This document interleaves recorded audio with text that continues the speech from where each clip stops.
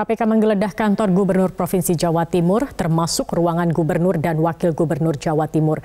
Penggeledahan dilakukan untuk melengkapi bukti penyidikan kasus korupsi dana hibah yang menjerat pimpinan DPRD Jawa Timur. Informasi selengkapnya kami sudah bergabung bersama dengan jurnalis MGN Fatma Ayu, langsung dari Surabaya, Jawa Timur. Fatma, apakah ada penggeledahan lagi yang dilakukan oleh KPK hari ini? Ya, hari ini Kamis, Zakia, belum ada penggeledahan lagi yang dilakukan oleh KPK. Terakhir memang kemarin penggeledahan ini dikembangkan dari sebelumnya di kantor DPRD Provinsi Jawa Timur, rumah tersangka, mobil tersangka Sahat dan juga Rusdi selaku staf ahli. Dan baru kemarin, yakni hari Rabu, penggeledahan ini dilebarkan atau dikembangkan di eksekutif atau pemerintahan Provinsi Jawa Timur, tepatnya di kantor Jalan Pahlawan, kantor Gubernur Provinsi Jawa Timur. Ada beberapa ruangan yang sudah disebutkan sebelumnya, yakni yang sudah digeledah oleh penyidik KPK.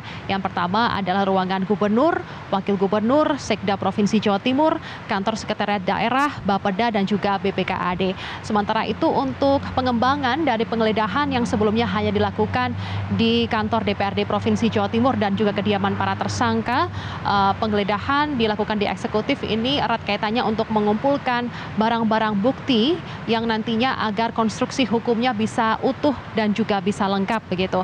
Nah, dari kasus ini mengapa erat kaitannya juga dengan eksekutif atau pemerintah Provinsi Jawa Timur, karena kasus ini berkaitan dengan dana hibah dari APBD Provinsi Jawa Timur, maka dokumen-dokumen yang dibutuhkan ini berada di pemerintahan Provinsi Jawa Timur. APBD yang dicari atau yang sedang digali oleh penyidik KPK mulai dari tahun 2020, 2021 bahkan hingga 2024 mendatang.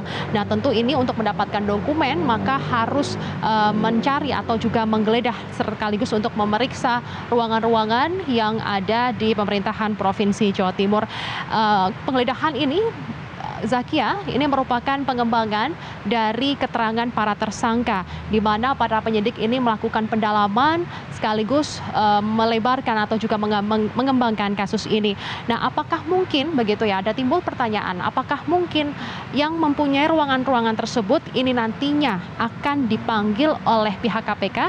Kemarin Ali Fikri selaku juru bicara KPK menyebutkan bahwa ini kewenangan ini akan diserahkan sepenuhnya kepada penyidik KPK dan melihat timeline apa saja dan juga kebutuhan apa saja yang dibutuhkan, keterangan-keterangan saksi apa saja yang dibutuhkan, ini nantinya masih menunggu dari pihak penyidik KPK untuk dimungkinkan memanggil para saksi atau juga memungkinkan memanggil para orang atau juga yang pemangku kebijakan yang mempunyai ruangan-ruangan tersebut. Nah, hingga saat ini kami memantau sudah ada kurang lebih 3 hingga 4 kali begitu ya KPK ini menggeledah sejumlah ruangan-ruangan, termasuk juga kediaman para tersangka dan juga mobil tersangka Sahat dan juga Rusdi selaku staf ahli. Dari penggeledahan tersebut ini sudah dikumpulkan sekitar belasan koper, ditambah kemarin ada 3 koper yang dibawa dari kantor Gubernur Provinsi Jawa Timur. Ini ada sudah belasan koper berisikan dokumen yang dibawa, termasuk juga dokumen elektronik dari CCTV dari DPRD Provinsi Jawa Timur, dan ada sebuah flash disk dari ruangan Sekda Provinsi Jawa Timur. Zakia. Ya, Fatma, apakah ada tanggapan dari Pemprov Jawa Timur terkait dengan penggeledahan di kantor Gubernur dan Wakil Gubernur kemarin? Ya, Gubernur Jawa Timur Khofifah Indar Parawansa menanggapi terkait dengan penggeledahan kemarin. Beliau menyebutkan menghormati segala proses hukum yang juga berlaku, termasuk juga menanggapi pertanyaan dari para awak media. Dokumen apa saja yang mungkin dibawa oleh KPK? Dirinya atau Gubernur Jawa Timur menyebutkan dari ruangannya dan Wakil Gubernur Jawa Timur ini tidak ada dokumen yang dibawa menurut Gubernur seperti itu, dan ada sebuah flash disk yang dibawa dari ruangan Sekretaris Daerah Provinsi Jawa Timur Adi Karyono.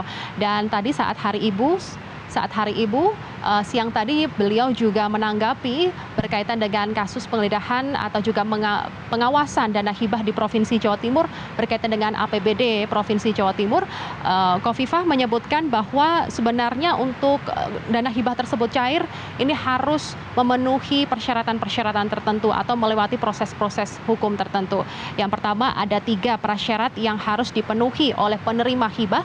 Yang pertama adalah menandatangani fakta integritas, yang kedua adalah surat pernyataan tanggung jawab mutlak, dan yang terakhir adalah menandatangani MPHD atau naskah perjanjian hibah daerah.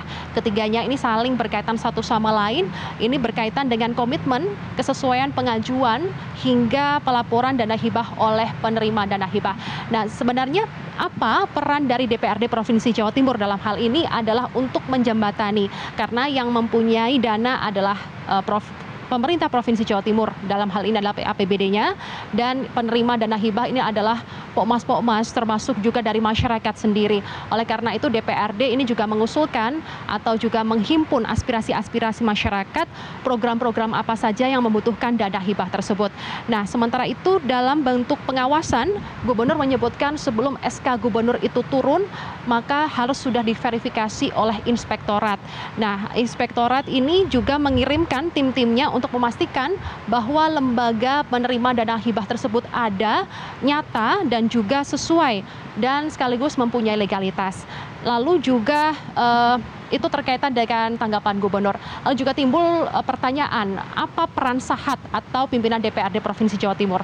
Dalam hal ini KPK menduga bahwa Sahat ini menerima sejumlah uang, yakni kurang lebih 5 miliar rupiah dengan modus korupsi ijon dana hibah yang ada di APBD Provinsi Jawa Timur.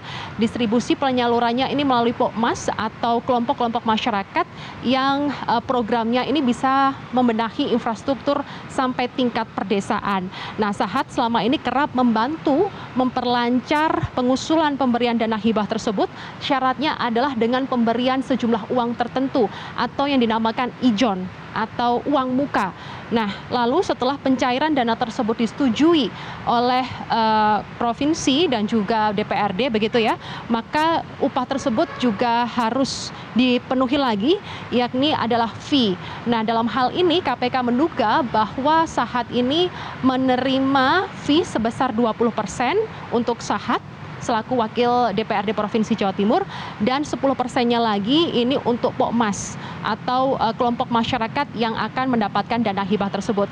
Jadi jika di total ada 30% dari dana yang akan diterima ini yang akan dialokasikan untuk membagikan bagi-bagi dana korupsi tersebut untuk Sahat dan juga Pokmas.